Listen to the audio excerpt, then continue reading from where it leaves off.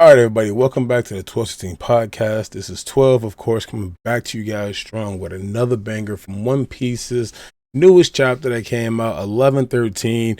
And by gosh, I think this man, Ichiro Oda, is trying to tell us something because this is becoming very much known throughout the One Piece community that we're connecting the dots from Fishman Island, Wano, and from Water 7. So let's go ahead and get this down packed because, man, oh man, Ichiro Oda is a dog.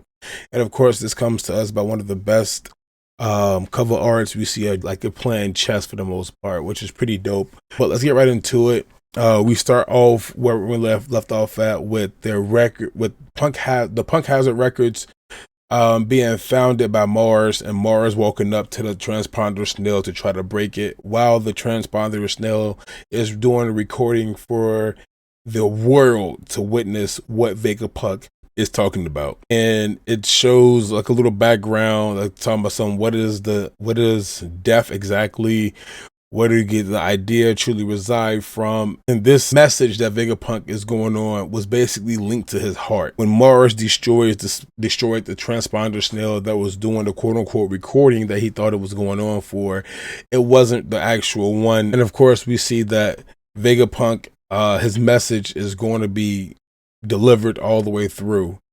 So unless they can find the other transponder snail that is doing the recording with the transmission for it, they're shit out of luck. So the Gurusei are going on a rampage now, trying to figure out how to stop everybody.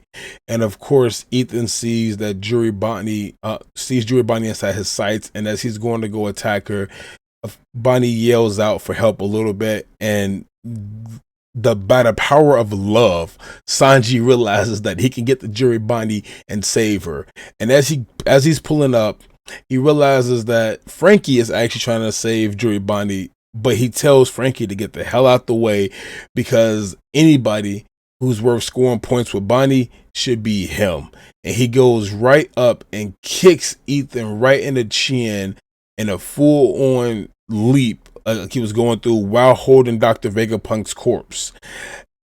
And he says straight up, even being an elder does not protect you from my love rampage whenever a woman is in need.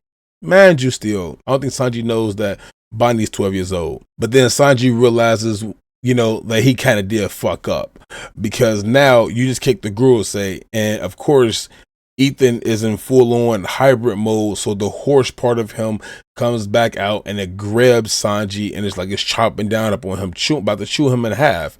We all know that this is a good matchup though, because Sanji's body should not break that easily because he has the science of vent smoke behind him, the German double sixes technology that should protect all his bones. Of course, as Sanji is getting chomped on, the giants come in and Omio comes right through and knocks the Ethan out real quick, just knocks him out the way and snatches up Sanji to free him a little bit. And as they're both falling to the ground, Stella jumps. We have our Stella that jumps up and grabs Vegapunk. But not just that, we also see a distorted future come into play from Bonnie because now she's sick of this. And she tells Omi to just stay right there and hold him tight. And her distorted future came in giant-like future, and she became super giant-like and is about to step on Ethan as well as one of the giants that is down there. While this is going on still, Vegapunk is going and telling the world, exactly what they're saying, that his heart has stopped. Our next panel pops up and we have Caesar Clown up there talking about you gotta be kidding me. We're here trying to drag you off your ivory throne, and you basically saying he's going ahead and just die before Caesar Clown could overtake him from the throne of being the smartest science and the best scientist in the world. Not to mention, we have Big News Morgan going in strut because this news is getting out and it might destroy the paper sales.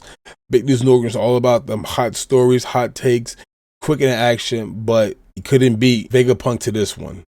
So as they're all going around, now we see that Saturn is pissed as well, and Saturn is walking up towards the clouds. You remember we seen his giant claw come up before, and he looks at her and sees Nico Robin right in front of him, and it's basically at this point where it's like, yep, it's time to go ahead and get rid of you. So as Saturn sends his claws down because he's inside his full on spider mode, we have Nami up there with Chopper, Brook, and Usopp as well. So the claws come down and immediately get stopped because Robin knows the five elders mean business. But Zeus comes out, protects from one of the claws hitting Robin. Guard point pops up from Chopper, and it's probably one of his strongest guard points that we've seen. Brook comes in with this ice sword, and of course we have Usopp shooting off one of his sniper bullets, and ends up stopping him inside of his tracks for the most part, saving Robin. Now, this just goes to show you that the Straw Hats ain't no bitches. Ain't no bitch made inside the Straw Hats. We don't go fuck if one of the five elders coming after one of our crewmates. We gonna all stand and fight. Because here we have one of the oddest groups that we have. We've seen them all together plenty of times though. But to have Chopper standing up in hard point and being able to stop one of these, we see Zeus. So of course we know that Nami has, you know, the Zeus's hockey on her side, inside full armament mode, stops another one. And to see that Brook and Usopp both pulled up and were able to stop one of them from hitting as well, that just goes to show you that the Straw Hats is nothing to play around with. Mars is now getting pissed off with the next panel over, and as he's doing this, York is also trying to figure out where would Vegapunk place this at, because she's a Vegapunk as well. She should be able to tap into the Vegapunk mindset and just really figure it out, because she wants to, she needs to, because she wants to become a celestial dragon for the most part. But coming down to the end, the long story was short, and yet again we see that Vegapunk's message already leaked, and the Gurusei are trying to figure out how they can stop this from happening. They can't do it right now. So what is he going to say? And all the girls say, look on. And of course, we see that Vegapunk is telling the world that we know it, that they're going to all sink into the sea one day.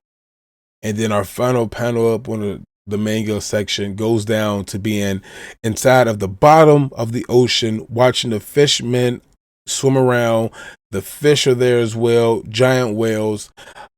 This is something interesting, because for this to be the final scene from that, we're going to truly get some beautiful animation coming up soon. I'm hoping when it drops. But this to be the final message from Vegapunk, we know something is happening very bad. Who knows? Maybe he heard something from the previous the previous user of a Toki fruit, you know, saying into the future, that the world is going that we know is going to sink into the sea, and that person probably looked super far down the line and figured it out, and that was her vision to stop it and pass it on to Vegapunk in order to stop that and figure it out. So we go back to notice that that's probably why Vegapunk has his cloud islands, and all the islands float up on clouds, because he has to make sure that this technology lives on forever. Mind you, Vegapunk is super smart, and it's coming down to it to whereas Frankie has to now step up, because Frankie is going to be the person who is going to take over being the smartest man inside the world, being able to create anything he wants. We know that, you know, he's from Baldigo just like Vegapunk is, so it's so many things that we have to worry about now. Will Frankie be able to make the Mother Flame? The island Egghead cannot get blown up, so of course we have to figure something out with that. This is going to be something for the ages right here that we have, so we got to figure it out. The Straw Hats have been doing their thing. We see that they ain't no punk bitches inside the Straw Hats. Everybody is GTG trained to go. They time to get it 2 times with it. The 5 elders I know are pissed now because of how bad the Straw Hats are just stepping in, but I do enjoy the fact that the Straw Hats have that buff inside them to where all of them are able to at least stand and face one of the 5 elders and look them into the face, because we know that you're not supposed to even look them inside the face unless you're a vice lieutenant, I believe, is the rank that you're supposed to have in order to just be able in the presence of one of these transformed mythical beasts. So it's oh man, it's up. It's something scary right now finna happen. The world of One Piece as we know it is about to sink into the ocean. Vegapunk's technology for the clouds and the floating islands have to be something that goes and saves the world, of course. So let's see where it happens. Let's see where we go. I love this chapter. This is another good banger from Ichiro Oda. Man, I'm glad we're getting these week to week. I am stoked. I'm so fucking excited for the next chapter because it comes out in 13 days.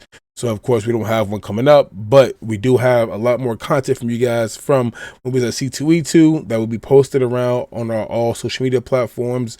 A few pictures here and there. It was fun to see. We got to get together with some other content creators like Chista Noodles, and of course, Thousand Honey. So let's go ahead and end this up on the banger right here. I love it. One Piece is back. You know how we getting down. If you saw me, you know that Egghead Zoro is in the fucking building. Make sure y'all like, subscribe, share all the content that we have inside here, and we'll keep rocking with you. This is 12 officially signing off.